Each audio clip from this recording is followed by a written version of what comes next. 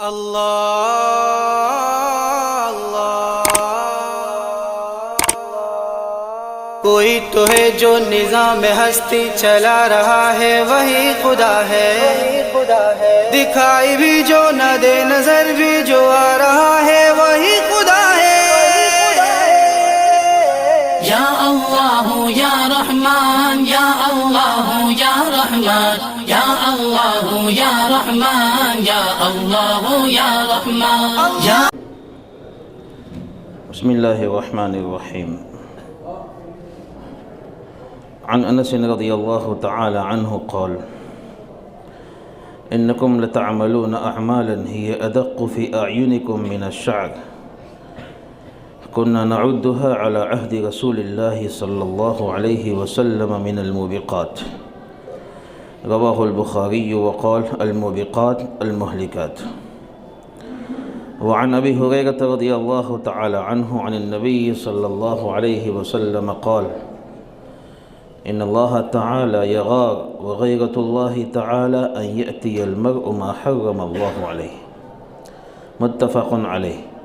والغيرة بفتح الغين وأصلها الأنفة۔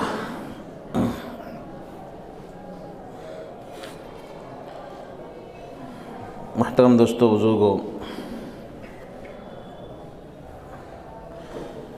ہر انسان کے اندر اللہ نے ایک نفس رکھا ہے۔ نفس، اس نفس کی تین قسمیں ہیں۔ یہ تین طرح کا ہوتا ہے، اور قرآن کریم میں ان تینوں قسموں کو بیان کیا گیا ہے۔ پہلی قسم ہے نفس مطمئنہ، ایسا نفس جو اللہ کی فرما برداری سے مطمئن ہو، جس کو چین اور سکون ملے اللہ کی اطاعت اور فرما برداری سے۔ الا بذکر اللہ تطمئن القلوب، اللہ قرآن میں کہتے ہیں سنو، اللہ کے ذکر سے، اللہ کی یاد سے دلوں کو اطمینان ملتا ہے۔ تو کچھ انسان کے نفوس ایسے ہوتے ہیں کہ ان کو چین اور سکون ملتا ہے اللہ کی اطاعت سے، ان کے دل میں اللہ کا خوف، اللہ کا ڈر ہوتا ہے، وہ اللہ سے ڈرتے ہیں، اللہ کو ہمیشہ اپنے سامنے پاتے ہیں، اس لیے اللہ کی عبادت سے ان کو چین ملتا ہے۔ یہ نفس مطمئنہ ہے۔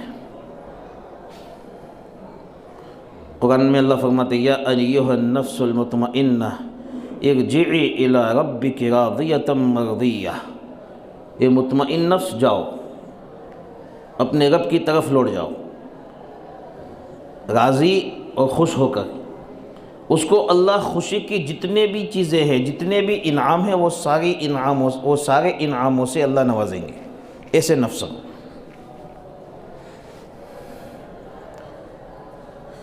دوسری قسم کا نفس ہے نفس لوامہ۔ پہلی قسم بہت اعلیٰ درجے کی ہے، زندگی میں کبھی برائی نہیں ہوتی ہے اس نفس سے، اور برائی جیسے ہی اس کا احساس ہوتا ہے فوراً توبہ ہو جاتی ہے۔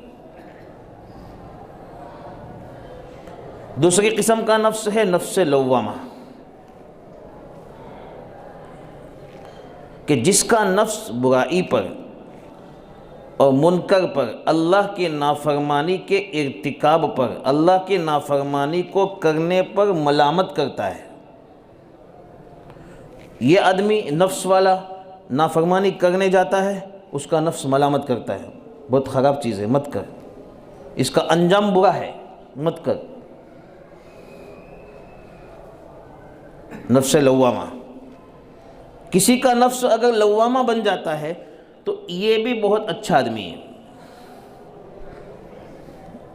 نفس لوامہ والا، کہ ارادہ ہوگا نافرمانی کا لیکن کرنے کے لیے جیسے ہی جائے گا اس کا نفس ملامت کرے گا، جس کی وجہ سے وہ رک جائے گا۔ اس کے دل میں اتنی بات تو ضرور ہوگی کہ نافرمانی یہ بہت خطرناک چیز ہے، گناہ بہت خطرناک چیز ہے۔ اور تیسرا نفس ہے نفس امارہ بالسوء، ایسا نفس جو انسان کو منکرات پر، اللہ کی نافرمانی پر ابھارتا رہتا ہے۔ یہ گناہ کر، وہ گناہ کر، اس میں لذت ہے، اس میں لذت ہے، ہر قسم کا گناہ کرواتا ہے۔ اس کا بھی تذکرہ قرآن میں، ہر قسم کا گناہ۔ یہ نفس بہت خطرناک ہے، نفس امارہ بالسوء۔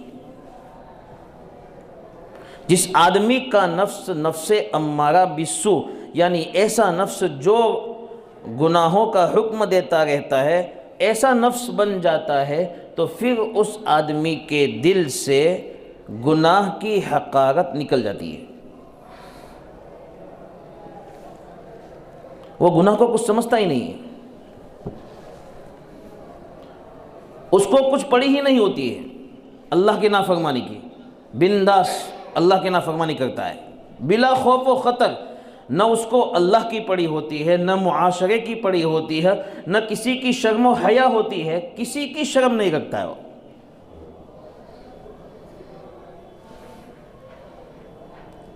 اللہ کی عبادت چھوڑ دے گا، کوئی پرواہ نہیں، پانچوں نماز چھوڑ دے گا، کوئی پرواہ نہیں، 5 نماز چھوڑ کے جمعہ کے دن آئے گا مسجد میں نماز پڑھنے کے لیے، لیکن اس کو اتنی شرم نہیں آئے گی کہ میں روزانہ کی 5 نمازیں چھوڑ رہا ہوں اور آج ہفتے میں 1 دن جمعہ کی نماز پڑھنے آیا ہوں میں، مجھے لوگ کیا کہیں گے، اس کی شرم نہیں ہوگی اس کو کہ ہفتے میں 1 ہی دن آتا ہے۔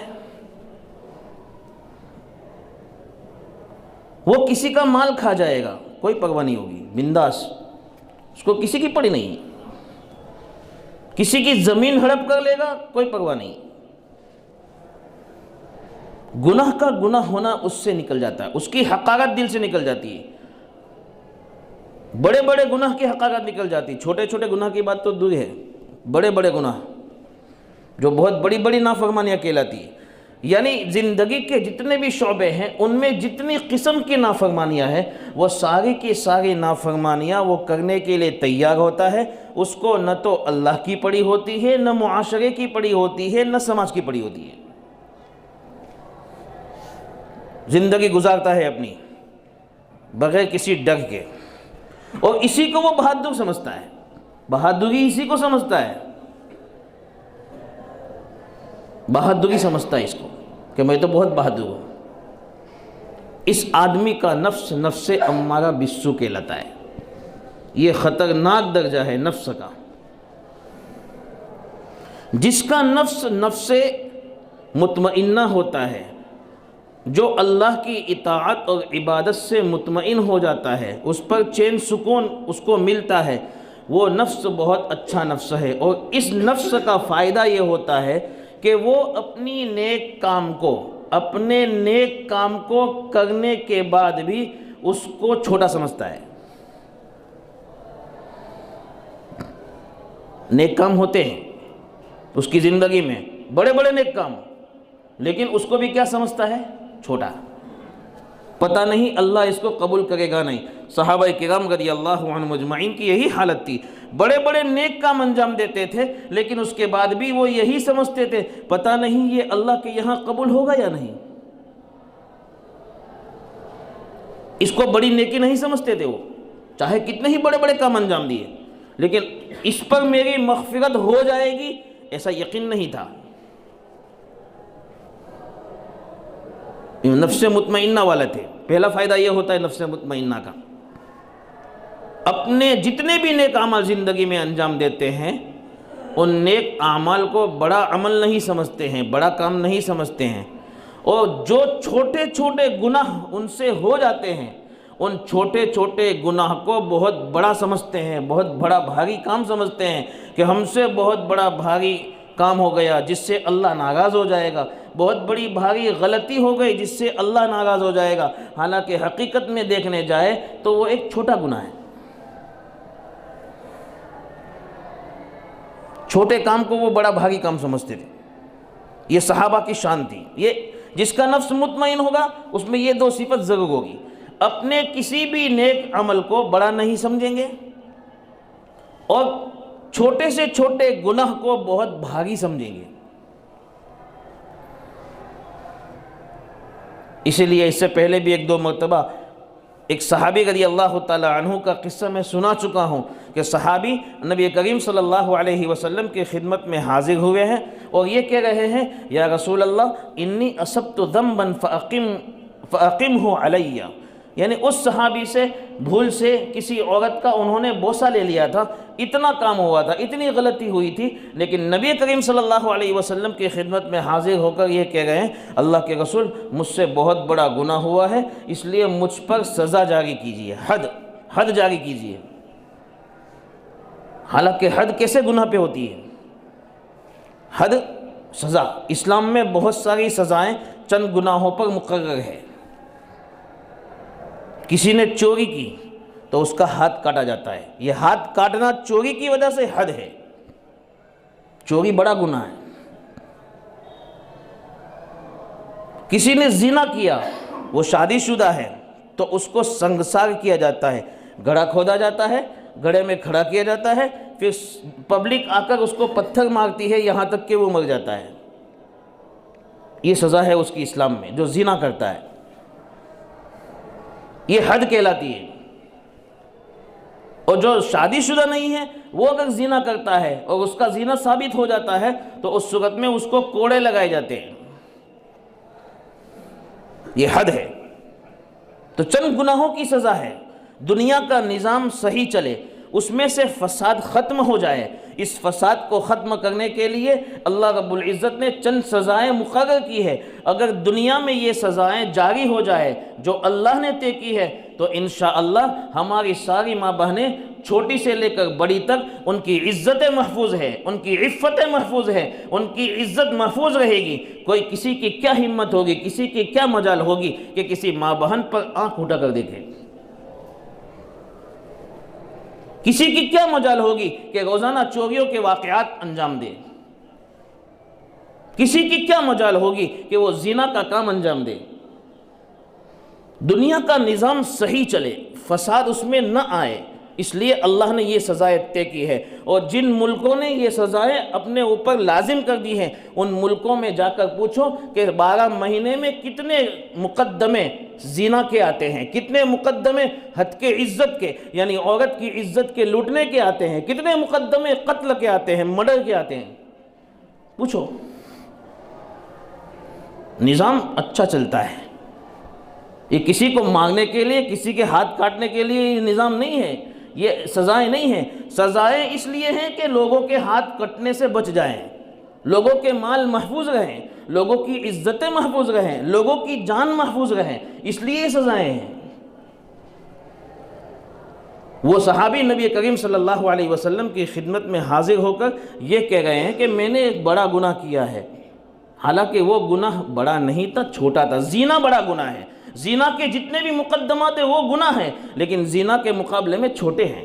اس لیے یہ چھوٹے گناہ پر کوئی سزا اللہ نے طے نہیں کی دنیا میں کہ کوئی کسی اجنبی عورت کا بوسہ لے لے تو اس کی وجہ سے اس کا ہاتھ کاٹا جائے گا, ایسا نہیں ہے. لیکن وہ صحابی حضور کی خدمت میں آ کر یہ کہہ گئے اللہ کے رسول میں نے بڑا گناہ کر لیا ہے, مجھ پر حد اور سزا جاری کیجیے. نفس مطمئن تھا, گناہ ہوا, فوراً اپنے اوپر سزا کو جاری کرنے کے لیے درخواست پیش کر رہے ہیں حضور اکرم صلی اللہ علیہ وسلم کی خدمت میں.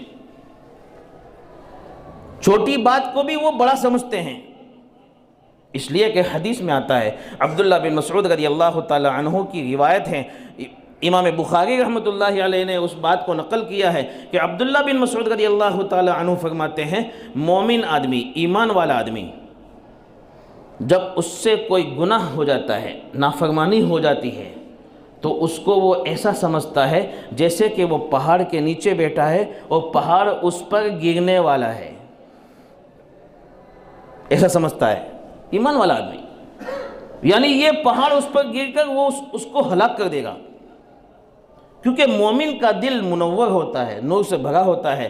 جب اس سے ایسی چیز ہو جاتی ہے جو اس کے نور کے خلاف ہے، جو اس کے نور کو ختم کر دے، یعنی اللہ کی نافرمانی، تو وہ اس کو بہت بڑا سمجھتا ہے کہ نافرمانی ہو گئی مجھ سے، اللہ کی نافرمانی ہو گئی، اس لیے وہ ایسا سمجھتا ہے کہ میں پہاڑ کے نیچے ہوں، ابھی مجھ پر پہاڑ گرے گا، مجھ کو ہلاک کر دے گا، میری جان لے لے گا، وہ ایسا سمجھتا ہے۔ اور فاجر اور فاسق آدمی جو نفس امارہ والا ہوتا ہے، جس کا نفس ہمیشہ برائی کا حکم دیتا ہے، اس کی مثال کیا ہے؟ عبداللہ بن مسعود رضی اللہ تعالیٰ عنہ اسی حدیث میں فرماتے ہیں، اس کی مثال ایسی ہے کہ جو جیسے کسی آدمی کی ناک پر مکھی بیٹھی ہو اور اس نے ایسے ہاتھ کیا، مکھی اڑ گئی، یعنی وہ گناہ کرتا ہے تو گناہ کو اتنا معمولی سمجھتا ہے کہ مکھی بیٹھی ہے۔ مکھی کا کیا وزن ہوتا ہے؟ ایک ہلکا سا پرندہ ہے مکھی، چھوٹا سا ہلکا سا، اس کے اڑانے کے لیے کوئی لوہا لینے کی ضرورت نہیں ہے، لاٹھی لینے کی ضرورت نہیں ہے کہ لاٹھی لیں گے اور ایسے ماریں گے ناک پہ تو وہ مکھی اڑے گی، ایسا نہیں ہے۔ بس تھوڑا سا ہاتھ ہلاؤ، کپڑا ہلاؤ، پنکھا ہلاؤ، وہ اڑ جائے گی۔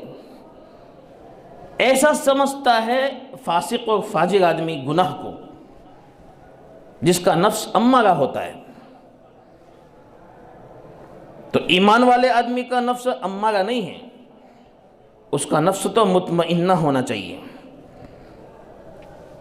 اس لیے وہ چھوٹے سے گناہ کو بھی بہت بڑا سمجھتا ہے۔ اسی لیے امام نسائی رحمۃ اللہ علیہ نے حضرت بلال دمشقی رحمۃ اللہ علیہ سے ایک بہت اچھی بات نقل کی ہے، لا تنظر الى صغر الخطیئہ ولکن انظر الى من عصیت، گناہ کو مت دیکھو کہ گناہ چھوٹا ہے، تو گناہ کے چھوٹے پن کو مت دیکھ کہ گناہ چھوٹا ہے، اس سے کیا ہوگا، کر لینے دو، تو یہ دیکھ کہ تو نافرمانی کس کی کرتا ہے، کس کی نافرمانی کر رہا ہے؟ اللہ کی ذات کی نافرمانی کرتا ہے، اللہ کی ذات کی۔ وہ اللہ جو دنیا کا مالک ہے، خالق ہے، جس نے ساری مخلوقات کو بنایا ہے، جو ساری مخلوقات کو روزی دینے والا ہے، اس ذات کی تو نافرمانی کرتا ہے، یہ دیکھ، تو یہ مت دیکھ کہ تو جس گناہ کو کرتا ہے، نافرمانی کر رہا ہے، وہ چھوٹی ہے، یہ مت دیکھ۔ اس لیے جس کا نفس مطمئن ہوگا وہ تو یہ دیکھے گا کہ اللہ کی ذات بہت بڑی ذات ہے، سب سے بڑی ذات ہے، اس کی نافرمانی چاہے چھوٹی ہو چاہے بڑی ہو، میرے لیے ہلاک کرنے والی ہے۔ دیکھو ابراہیم علیہ السلام اللہ کے بہت برگزیدہ بندے ہیں، نبی ہے، ہمارے نبی محمد صلی اللہ علیہ وسلم کے جد امجد ہے، رشتے میں دادا ہیں۔ ان کے بیٹے اسماعیل علیہ السلام کی نسل سے ہمارے نبی محمد صلی اللہ علیہ وسلم دنیا میں تشریف لائے، بہت بڑے پیغمبر ہیں، عظیم الشان۔ بخاری شریف میں ایک لمبی روایت ہے، حدیث ہے، جس میں ان کے 3 واقعات کا تذکرہ ہے ابراہیم علیہ السلام کو، جن 3 واقعے میں انہوں نے ظاہر میں دین کے خاطر، اللہ کے خاطر جھوٹ بولا۔ کس نے بھائی؟ ابراہیم علیہ السلام نے۔ پہلا واقعہ مختصر میں بتاتا ہوں کہ جب وہ حضرت سارہ علیہ السلام کو لے کر چلے ہیں تو راستے میں کوئی بادشاہ تھا جو خوبصورت عورت کو اپنے پاس رکھ لیتا تھا۔ اس کو کسی نے اطلاع دی، خبر دی کہ یہاں ایک مرد ہے، اس کے ساتھ ایک عورت ہے۔ اس کو یہ پتہ چلتا تھا کہ یہ عورت، کوئی بھی عورت کسی مرد کی بیوی ہے اور وہ خوبصورت ہے، تو اس کو وہ پکڑ لے، اپنے پاس رکھ لیتا تھا۔ یہ بادشاہ کی عادت تھی۔ ابراہیم علیہ السلام حضرت سارہ علیہ السلام کے ساتھ تھے۔ اس بادشاہ کو پتہ چلا کہ سارہ ایک عورت یہاں ہے، بہت خوبصورت ہے، وہ اپنے شوہر کے ساتھ ہے۔ ابراہیم علیہ السلام کی اس عورت کو پکڑنے کے لیے اس کے لوگ آئے، تو ابراہیم علیہ السلام نے دیکھ کر یہ فرما دیا اپنی بیوی سے کہ جب تمہیں وہ پوچھے کہ تم کون ہو تو یہ مت کہنا کہ ابراہیم کی بیوی ہو، یہ کہنا تم میری بہن ہو۔ دنیا میں بسنے والے ہر مسلمان آپس میں ایک دوسرے کے بھائی ہیں، اور دنیا کی بسنے والی عورتیں آپس میں بہنیں ہیں، اور مرد عورتیں آپس میں ایک دوسرے کے بھائی بہن ہیں دینی اعتبار سے۔ ابراہیم علیہ السلام کی سارہ بیوی ہیں، لیکن ابراہیم علیہ السلام نے ظاہر میں سارہ علیہ السلام کو جھوٹ بولنے کے لیے کہا، لیکن ظاہر میں جھوٹ ہے، حقیقت میں دیکھنے جائے تو دین کے اعتبار سے بہن ہے۔ وہ سچ تھا اپنی جگہ پہ۔ ایک یہ واقعہ لمبا واقعہ ہے۔ دوسرا واقعہ، ابراہیم علیہ السلام کی پوری قوم اپنے میلے میں جا رہی تھی، تو ابراہیم علیہ السلام سے کہا گیا چلو میلے میں ساتھ میں۔ انہوں نے کہا انی سقیم، میں بیمار ہوں، حالانکہ وہ اس وقت بیمار نہیں تھے، پھر بھی کہا میں بیمار ہوں، چونکہ وہ ان بتوں کو توڑنا چاہتے تھے جن بتوں کی یہ پوجا کرتے تھے۔ اس لیے دین کا ایک کام تھا، اللہ کا ایک حکم تھا، اس کام کو انجام دینے کے لیے کوئی نہ کوئی بہانہ بنانا ضروری تھا۔ اس لیے ابراہیم علیہ السلام نے کہا میں بیمار ہوں۔ ایک یہ واقعے میں ایک جھوٹ۔ تیسرے نمبر پر، جب پوری کافر قوم نے جمع کیا سب کو، ابراہیم علیہ السلام کو بلایا، یہ کس نے کہا؟ ہمارے بتوں کے ساتھ کیا۔ تو ابراہیم علیہ السلام نے کہا فعلہ کبیرہم، ان بتوں کے بڑے بت جو ہیں ان کے سردار نے یہ کیا ہے۔ سردار کا مطلب جو ان بتوں میں سب سے بڑا بت تھا، اس کے کندھے پہ کلہاڑی لٹکا دی تھی ابراہیم علیہ السلام نے، اور یہ کہا اس بت نے ان سب کو توڑا ہے، حالانکہ انہوں نے توڑا تھا۔ یہ تین جھوٹ، یہ اللہ کے دین کے خاطر بولے گئے ہیں، جس کی اجازت اللہ نے دی تھی، اپنے لیے نہیں ہے۔ اللہ نے دین کے خاطر یہ تینوں واقعات میں جھوٹ بولنے کی اجازت دی تھی ابراہیم علیہ السلام کو۔ پھر بھی کل قیامت کے دن جب ابراہیم علیہ السلام کے پاس لوگ آئیں گے، پوری دنیا کے لوگ، آدم علیہ السلام سے لے کر قیامت تک جتنے بھی انسان اس دنیا میں آئیں گے، وہ سارے کے سارے لوگ سب نبیوں کے پاس جائیں گے قیامت کے دن کے حساب شروع ہو جائے، کیونکہ اس وقت حالت اتنی خطرناک ہوگی کہ کوئی برداشت کرنے کے لیے تیار نہیں ہوگا۔ ایسے وقت میں سب چاہیں گے کہ کم سے کم حساب شروع ہوئے تو آگے کا کام آسانی سے نمٹ جاوے۔ جس کو جنت میں جانا ہے وہ جنت میں چلے جائیں، جس کو جہنم میں جانا ہے وہ جہنم میں جائے، تو پہلے حساب تو شروع ہوئے، اس کے بعد یہ سارا معاملہ ہوگا۔ اس لیے دنیا کی پوری مخلوق، آدم علیہ السلام سے لے کر قیامت تک آنے والا ہر انسان یہ تمنا کرے گا کہ حساب شروع ہو جائے، تو ہر نبی کے پاس جائیں گے، آدم علیہ السلام کے پاس بھی جائیں گے، نوح علیہ السلام کے پاس بھی جائیں گے، مختلف انبیاء کے پاس جائیں گے۔ ایک موقع ایسا بھی آئے گا کہ ابراہیم علیہ السلام کے پاس جائیں گے کہ اے اللہ کے نبی، آپ تو اللہ کے خلیل ہیں، اللہ کے دوست ہیں، آپ اللہ سے جا کے سفارش کر دیجئے کہ ہمارا حساب کتاب شروع ہو جائے۔ ابراہیم علیہ السلام کیا کہیں گے اس وقت؟ وہ اصل مجھے سنانا ہے۔ ابراہیم علیہ السلام اس وقت ان لوگوں سے معذرت کریں گے، اپنا عذر بیان کریں گے، دیکھو میں چاہے اللہ کا خلیل ہوں، چاہے میں اللہ کا دوست ہوں، لیکن میں نے دنیا میں 3 مرتبہ جھوٹ بولا ہے، حالانکہ وہ جھوٹ معاف تھا، اللہ کے دین کی خاطر تھا، لیکن ظاہر میں جھوٹ کی شکل تھی۔ اس لیے نبی اونچے مقام پر ہوتے ہیں، ان کا نفس مطمئن نفس ہوتا ہے، اس لیے نبی ابراہیم علیہ السلام اس وقت ساری پبلک سے یہ کہیں گے کہ میں چاہے اللہ کا دوست ہوں، میں خلیل ہوں، لیکن اس کے باوجود میں نے دنیا میں 3 مرتبہ جھوٹ بولا ہے، اس لیے میں کس منہ سے اللہ کے سامنے تمہاری سفارش کروں؟ وقت کے نبی ہے، جلیل القدر نبی ہے، جس کی نسل سے ہمارے نبی، نبیوں کے سردار محمد مصطفیٰ صلی اللہ علیہ وسلم اس دنیا میں تشریف لائے ہیں، وہ نبی ہے، لیکن اس کے باوجود وہ اس کام کو، جس کام کو انہوں نے صرف اللہ کے لیے کیا تھا، اللہ کی اجازت پر کیا تھا، لیکن ظاہر میں وہ 3 جھوٹ تھے، اس لیے وہ وہاں پر اپنی غلطی سمجھیں گے کہ یہ بھی بہت بڑی بات ہے کہ اس عظیم شخصیت، اس عظیم ذات جو اللہ کی ذات ہے، اس کی گویا ظاہر میں نافرمانی میں نے 3 مرتبہ کر دی تھی، اس لیے میں کس منہ سے اللہ کے سامنے تمہاری سفارش کروں؟ یہ ہوتا ہے جس کا نفس مطمئن ہوتا ہے۔ اس لیے مومن کی شان تو یہ ہونی چاہیے وہ چھوٹے سے چھوٹے گناہ کو اللہ کی بڑی نافرمانی سمجھے. ایسا نہیں کہ یہ تو صغیرہ گناہ ہے، اس میں کیا ہوا، بہت بڑا نقصان ہے. انسان کا گناہ صغیرہ کبیرہ بن جاتا ہے دو سبب سے. یاد رکھو، چھوٹا گناہ بھی بڑا بن جاتا ہے دو سبب سے. نمبر 1، اس چھوٹے گناہ پر اصرار کرنے سے. یعنی بار بار وہ چھوٹا گناہ، ایک گناہ چھوٹا ہے، اس کو بار بار زندگی میں جب وہ انجام دیتا ہے تو اس کے نتیجے میں وہ چھوٹا گناہ بھی بڑا بن جاتا ہے، اس پر کبیرہ کا گناہ لگ جاتا ہے. دوسرا سبب، جب انسان چھوٹے گناہ کو بہت معمولی سمجھتا ہے، چھوٹے گناہ کو معمولی سمجھتا ہے، تو اس معمولی سمجھنے کی وجہ سے، حقیر سمجھنے کی وجہ سے اس انسان کا وہ چھوٹا گناہ بھی بڑا بن جاتا ہے. اس لیے چھوٹے سے چھوٹے گناہ کو معمولی نہیں سمجھنا چاہیے. ایک مثال سے اس کو سمجھ سکتے ہیں، بلکہ 2 مثالیں دوں گا. ایک قوم ہے، ایک لشکر ہے، ریتیلی زمین میں چل رہا ہے. ان کو آگ سلگانے کی ضرورت ہے کھانا پکانے کے لیے.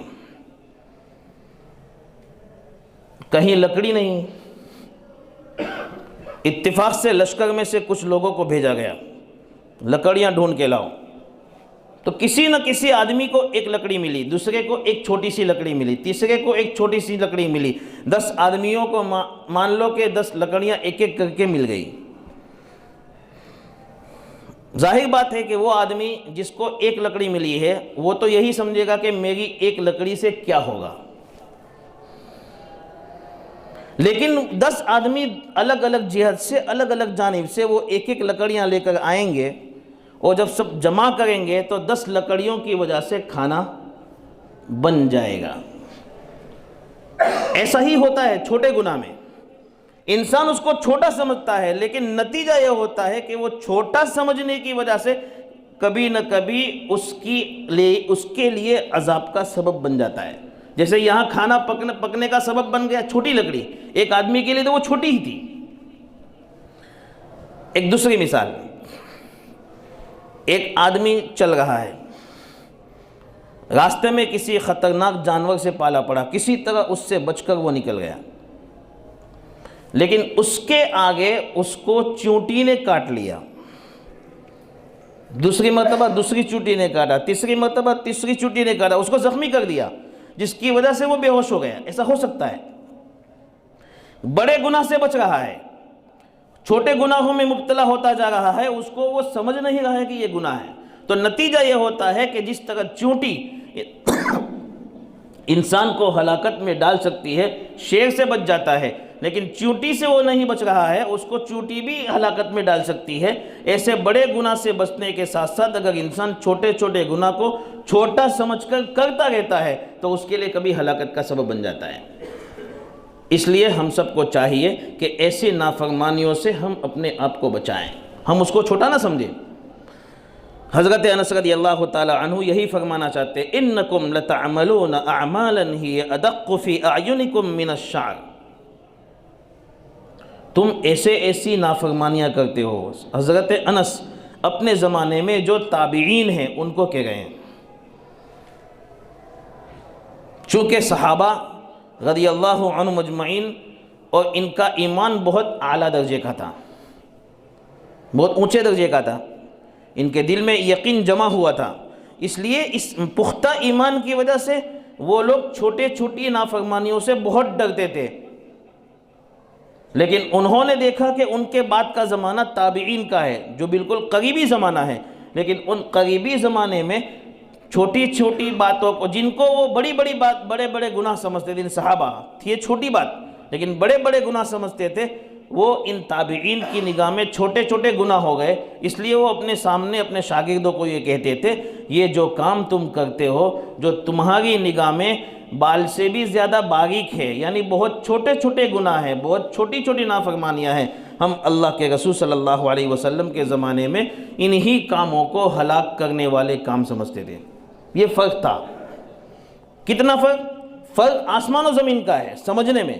لیکن زمانہ ابھی نبی صلی اللہ علیہ وسلم کا گزرا ہے، آپ کی وفات ہوئی ہے، صحابہ کا زمانہ چل رہا ہے، انہی کے زمانے میں تابعین جنہوں نے صحابہ کا زمانہ دیکھا ہے وہ لوگ ہیں، ان لوگوں کو صحابہ کہہ گئے ہیں۔ بہت زیادہ زمانہ گزرا نہیں ہے، پھر بھی صحابہ اس زمانے کو دیکھ کر یہ کہتے تھے کہ تم ان اعمال کو بہت چھوٹا سمجھتے ہو، ان کاموں کو، حالانکہ اللہ کے رسول کے زمانے میں انہی نافرمانیوں کو ہم لوگ بڑے بڑے گناہ سمجھتے تھے کہ ہلاک کرنے والے یہ گناہ ہیں۔ اس لیے حضرت انس یہ کہنا چاہتے ہیں ان حقیر گناہوں کو تم حقیر نہ سمجھو، معمولی مت سمجھو، بلکہ یہ حقیر و معمولی گناہ بھی بہت بڑی نافرمانی ہے، اور اللہ رب العزت بہت غیور ہے۔ دوسری حدیث ہے نا، اس میں یہی کہنا چاہتے ہیں اللہ رب العزت بہت غیور ہے، وہ غیرت مند ہے، وہ اللہ رب العزت کی غیرت یہ برداشت نہیں کرے گی کہ اس مومن بھائی، اس کا بندہ اس پر حرام کی ہوئی چیزوں کا ارتکاب کرے، یہ اللہ کو پسند نہیں ہے، اللہ برداشت نہیں کرتے اس کو۔ اس لیے مومن کو اس سے بچنا چاہیے کہ وہ اللہ کی غیرت کو للکارے۔ غیرت بہت اچھا پسندیدہ عمل ہے، پسندیدہ صفت ہے جو انسان میں ہونی چاہیے۔ غیرت کس کو کہتے ہیں؟ ایک چیز ایک انسان کے ساتھ خاص ہے، اس میں دوسرے کو شریک اور پارٹنر کرنا، یہ ہے غیرت کے خلاف۔ ایک آدمی کی بیوی ہے، اس کی زینت اس شوہر کے لیے خاص ہے، بیوی کی زینت شوہر کے لیے خاص ہے، لیکن وہ شوہر اگر اس زینت کو دوسروں کو دکھانے کے لیے اپنی بیوی سے یہ کہتا ہے کہ تو بن ٹھن کر میرے ساتھ بائک پہ چل بے پردہ ہو کے، یہ دیوس آدمی ہے۔ کیسا آدمی ہے؟ دیوس۔ اس میں غیرت نہیں ہے۔ غیرت آدمی اپنی بیوی کو دوسروں کے سامنے زینت ظاہر کرنے کے لیے کبھی نہیں کہے گا، اس کی غیرت کے خلاف ہے کہ اس کے ساتھ جو چیز خاص ہے اس میں کسی کو وہ پارٹنر دیکھے، کسی کو دوسرے کو شریک کرے، یہ اس کی غیرت کے خلاف۔ اللہ رب العزت کی یہ غیرت ہے کہ وہ یہ چاہتے ہیں کہ میرا بندہ میرے لیے صرف عبادت کرے، میری اطاعت کرے، میری کوئی نافرمانی نہ کرے، میری حرام کی ہوئی چیزوں کو وہ انجام نہ دیں۔ تو اگر کوئی بندہ اللہ کی حرام کی ہوئی چیزوں کو انجام دیتا ہے، اس کا ارتکاب کرتا ہے، تو یہ اللہ کی غیرت کے خلاف ہو جاتا ہے، جو اللہ برداشت نہیں کرتے ہیں، پھر اس کو سزا میں دھکیلتے ہیں۔ اس لیے میرے دوستوں، ہم سب سے پہلے تو چھوٹے گناہ سے بھی بچیں، بڑے گناہ سے بھی بچیں۔ دونوں قسم کے جتنے بھی گناہ ہیں وہ سارے کے سارے گناہ اللہ کی نافرمانیاں ہیں۔ ہم اللہ کی ذات کی طرف دیکھیں کہ وہ کتنی بڑی ذات ہے، اس ذات کی نافرمانی ہم سے نہیں ہو سکتی ہے۔ اس لیے اپنے نفس کو امارہ بننے کے بجائے اپنے نفس کو مطمئنہ اور لوامہ بنائیں گے انشاءاللہ۔ اللہ عمل کی